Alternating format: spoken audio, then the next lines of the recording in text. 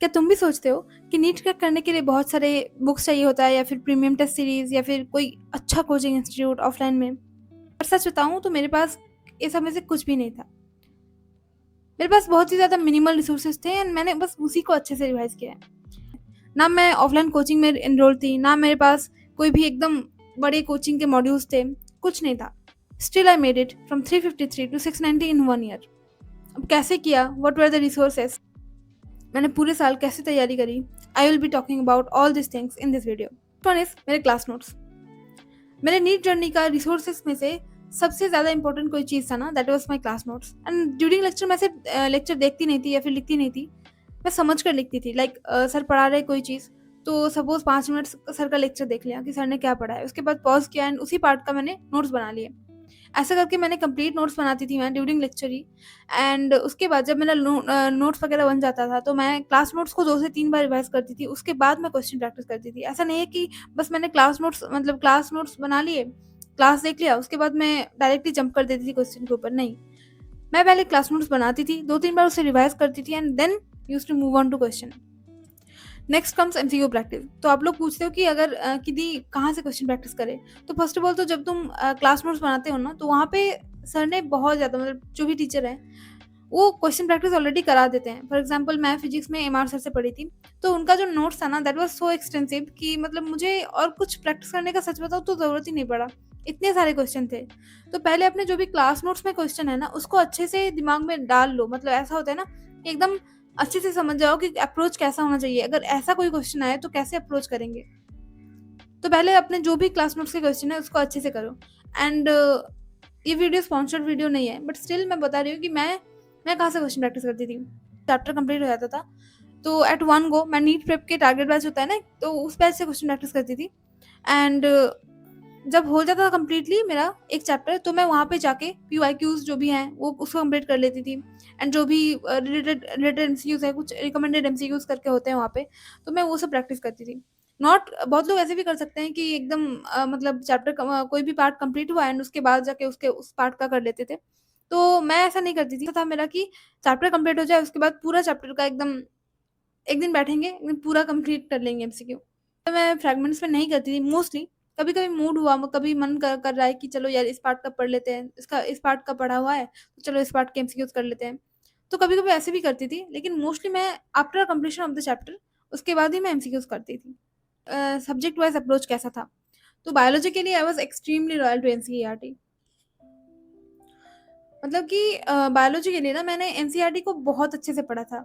सिर्फ़ जब मैं लेक्चर्स लेती थी ना, नोट्स बनाती थी, तो अगर कोई डेटा मुझे लगता था कि एनसीईआरटी में नहीं है, मतलब जब जब मैं एनसीईआरटी पढ़ रही हूँ और मुझे लगा कि कुछ इंपॉर्टेंट डेटा ऐसे हैं, जो क्वेश्चन प्रैक्टिस करते वक़्त मुझे लगा कि ये क्वेश्चन इंपॉर्टेंट है, बट एनसीईआरटी में उतना अच्छे से दिया नहीं हुआ है, तो वो लाइन्स मैं इंक्लूड कर लेती एनसीईआरटी में। कुछ रफ स्पेसेस होते हैं, वो लिखने के लिए ही दे रखा है। कुछ तुम्हें समझ नहीं आता या फिर कुछ इंपॉर्टेंट डेटा तुम्हें मिला कहीं से, कोई क्वेश्चन मिला तुम्हें, उसे वहाँ पे लिख डालो।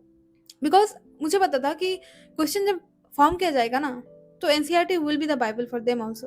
तो अगर क्वेश्चन यहीं से आना है तो क्यों इधर-उधर भटकना? You should focus to NCERT. And सबसे इम्पोर्टेंटली बायोलॉजी के क्वेश्चन प्रैक्टिस कैसा करना चाहिए? मतलब हम करते हैं ना कि चलो यार इस चैप्टर के 100-150 क्वेश्चन लगा लेते हैं, बस वन लाइनर क्वेश्चन लगा लिए। ये मत करना। तुम्हें थोड़ा कॉन्शियस होना पड़ेगा। जब मैं क्वेश्चन प्रैक्टिस कर रही हूँ ना, तो I had in my mind कि नहीं यार, असर्शन रीजन भी इंक्लूड होना चाहिए, डायग्राम बेस्ड क्वेश्चन भी इंक्लूड होना चाहिए। कुछ डायग्राम्स है ना जो कि तुम्हें मतलब इंपॉर्टेंट है तुम्हारे लिए, उसे क्वेश्चन भी आता है। मेक श्योर कि तुम diagram based question, assertion reason question, statement based question सब कुछ प्रैक्टिस कर रहे हो। Keep one thing in your mind कि क्वेश्चन डिफरेंट टाइप के आएंगे and you have to handle them. इसीलिए अभी से different varieties of questions practice करना स्टार्ट कर दो। Now talking about physics and physical chemistry, तो उसके लिए मैंने पहले ही बोला कि क्लास नोट्स पढ़ा एंड PYQs वगैरह करती थी, क्वेश्चन वगैरह लगाती थी, वो तो मैंने पहले ही कवर कर दिया था। बट वन इंपॉर्टेंट थिंग जहाँ जो इसे इंक्लूड करना पड़ेगा, दैट इज फार्मूला शीट। मैंने खुद अपना फार्मूला शीट वगैरह बनाया था, एकदम सेल्फ मेड कंसाइज, ताकि और मैंने मतलब ना बहुत कुछ बंगाली में भी लिखा था, क्योंकि मुझे अपने लैंग्वेज में लिखो, जिस तरीके से तुम्हें याद होता है उस तरीके से शॉर्ट नोट्स बनाओ। बस बाद में जब तुम रिवाइज करने जा रहे हो ना, तो तुम्हें समझ में आ जाना चाहिए। तो अपना जो शॉर्ट नोट्स है अपने लैंग्वेज में अपने तरीके से अपने लिए बनाओ। जो भी चैप्टर्स होते जा रहे हैं ना, उसके शॉर्ट नोट्स बनाना स्टार्ट कर दो, बिकॉज एग्जाम से 1 महीने पहले कुछ नहीं होता। तब इधर उधर से ढूंढना स्टार्ट करते हैं कि किसी और का शॉर्ट नोट्स यूज कर ले, किसी और का जो भी नोट्स वगैरह बनाया हुआ है वो यूज़ कर लें। एंड वो ना, टू बी वेरी ऑनेस्ट, वो इतना इफेक्टिव नहीं होता है। एंड इनऑर्गेनिक ऑर्गेनिक के लिए मैं बोलना चाहूँगी कि नहीं, सबके लिए कॉन्स्टेंट है class notes question practice. And यहाँ पे एनसीईआरटी पढ़ना स्टार्ट कर दो। हम क्या होता है ना कि बायोलॉजी के लिए तो एनसीईआरटी ऑलमोस्ट सब लोग पढ़ लेते हैं, बट इनऑर्गेनिक ऑर्गेनिक के लिए भी कुछ लोग पढ़ते हैं और कुछ लोग बोलते हैं कि नहीं यार क्लास नोट से हो जाएगा। तो सच बताओ तो सच में क्लास नोट से शायद हो जाएगा, but you should read. Organic के एनसीईआरटी इतना प्यारा है ना, इतना प्यारा है। जब तुम पढ़ना स्टार्ट करोगे ना कंप्लीट करने के बाद चैप्टर्स, तो तुम्हें खुद लगेगा कि यार कितने अच्छे से पढ़ाया हुआ है। वो जो थ्योरी भी है ना, जो भी लिखा हुआ है, everything is so beautifully written. मुझे तो मतलब पहले मैं ऑर्गेनिक केमिस्ट्री से डरती थी सच बताऊँ तो, बट लास्ट के एग्जाम से 2-3 महीने पहले ही मैंने स्टार्ट किया पढ़ना। जो तुम्हें नहीं करना है, तुम्हें अभी से पढ़ना है। जो भी चल रहा है वो कंप्लीट होगा, उसके बाद तुम्हें एनसीईआरटी पढ़ लेना है। तो जब मैंने पढ़ना स्टार्ट किया ना, मुझे इतना अच्छा लगा भाई। मुझे फिर लगा था कि यार मुझे पहले पढ़ लेना चाहिए था, इतने अच्छे से लिखा हुआ है। ऑर्गेनिक के लिए एनसीईआरटी करना है, क्लास नोट्स करना है, एमसीक्यू करना है, और एमसीक्यू भी एनसीईआरटी से रिलेटेड ही करना है। बिकॉज ये जो सब्जेक्ट्स है ना, ये जो पार्ट है, जो भी है क्वेश्चन वगैरह, एनसीईआरटी के सिलेबस से बाहर नहीं आना, बट उसको डीप डाउन अच्छे से कंप्लीट करो। ऐसा नहीं कि सुपरफिशियल वे में बस क्वेश्चन प्रैक्टिस कर रहे हैं, नहीं, क्वेश्चन प्रैक्टिस करो। एनसीईआरटी में अगर कुछ दिया हुआ है तो हर एक लाइन से, मतलब ट्राई करो कि अभी तो टाइम है, तो ट्राई करो कि हर एक लाइन से तुम क्वेश्चन प्रैक्टिस करो एंड डिफरेंट वे में करो। कोई एक लाइन लिखा हुआ है, think about it in different manners, ताकि अगर वो क्वेश्चन पूछे भी ना, तो भी तुम्हें मतलब ऐसा ना कर पाए कि नहीं यार नहीं, इनको पछाड़ देते हैं, ऐसा ना हो पाए। And the next important point is mock test and उसका एनालिसिस। तो अगर तुम पूछोगे कि कहाँ से टेस्ट देती थी मैं, तो पहले तो मैंने बोला कि टारगेट बेस्ड लिया था, तो वहीं पे सेल्फ जनरेटेड टेस्ट देती थी पहले। मतलब पूरा मैंने बोला है ना कि पूरा जो जर्नी था, पूरा जो चैप्टर कंप्लीशन था, सिलेबस कंप्लीशन था, everything was planned by me only. मैंने कोई भी एकदम रेगुलर बैच नहीं ज्वाइन किया था, पुराने बैच से ही पढ़ती थी। जब मुझे ऐसे लगा, मुझे जो भी चैप्टर्स को कैसे कंप्लीट करने का लगा, मैंने अपने तरीके से प्लान किया था। तो मॉक टेस्ट भी मैं ऐसे ही देती थी। मान लो कि हफ्ते में 2-3 चैप्टर कंप्लीट हो गए, तो वो 2 हफ्ते में मानो कि 6 से 7 चैप्टर्स कंप्लीट हो गए। तो उसको मैंने फिर नेक्स्ट वीक में जब मेरा कंप्लीट हो गया है, उसको मैं टारगेट रखती थी कि नहीं 14 दिन में ये सारे 6 से 7 चैप्टर्स कंप्लीट कर लेना है, उसके बाद सेल्फ जनरेटेड टेस्ट दे देना है। तो ऐसे करके मैं प्लान करती थी पूरा। तुम्हारे अगर कोचिंग में मान लो कि कोई टेस्ट होता है, एग्जाम मतलब कि कुछ टॉपिक्स पढ़ा रहे हैं एंड उसके बाद एक सर्टेन टाइम के बाद तुम्हारा टेस्ट हो रहा है, तो उसे seriously low. Mark my words, अगर तुम टेस्ट से भागोगे ना, तो लास्ट टाइम पे जाके तुम्हें लगेगा कि तुमने बहुत बड़ा गलती कर दिया है। चाहे अभी मार्क्स आ रहे हो, चाहे मार्क्स ना आ रहे हो, बट टेस्ट से भागो मत। टेस्ट हो रहा है इंस्टीट्यूट में, तुम टेस्ट दोगे। मार्क्स अच्छा नहीं आ रहा है, कोई बात नहीं, तुम टेस्ट दोगे। नेक्स्ट टाइम बेटर वे में प्रिपेयर करके दोगे, but you have to write test. Test से भाग के कभी किसी का भला नहीं हुआ है। अभी लग रहा होगा कि नहीं यार टाइम वेस्ट हो जाएगा, मेरा तो बैकलॉग्स भी है, टाइम वेस्ट हो जाएगा, मैं रिवाइज कर लेती हूँ, टेस्ट जाके क्या ही होगा, मैंने तो पढ़ लिया है। ऐसा कुछ नहीं होता है। जब तुम टेस्ट देते हो ना, तो चीज़ें एक्टिवली रिमाइंड होता है तुम्हें। एग्जाम हॉल का, एग्जाम प्रेशर का अंदाजा होता है, तुम्हें एक अलग टाइप का प्रेशर फील होता है। तो वो सब फील करना, वो सब मतलब उससे हैबिचुएट होना बहुत ज़रूरी है।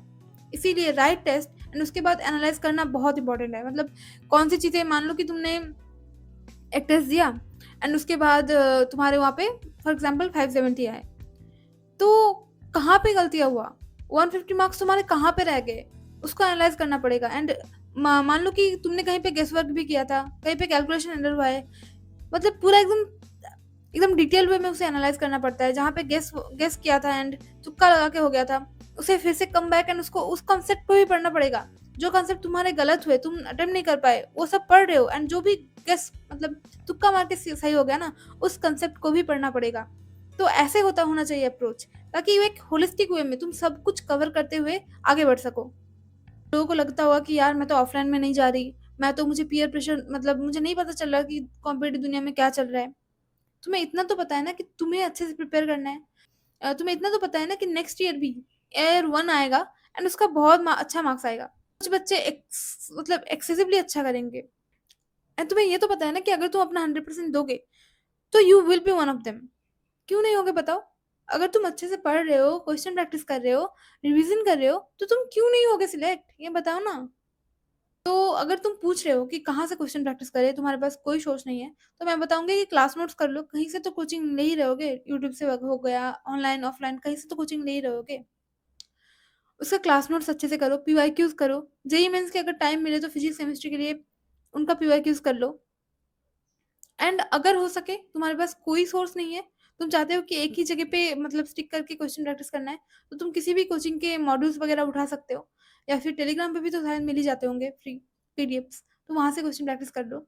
बट क्वेश्चन प्रैक्टिस को इग्नोर मत करो। पता है कि इस एग्ज़ाम के लिए प्रिपेयर करते वक़्त ना बहुत बहुत ज़्यादा सेल्फ डाउट आता है, हो पाएगा कि नहीं हो पाएगा? एंड अगर नहीं हुआ तो क्या जवाब देंगे? मम्मी-पापा ने बोला था कि इसी साल हो जाना चाहिए। मार्क्स कम आते हैं, डाउट होता है, मुझे पता है, I have also failed this.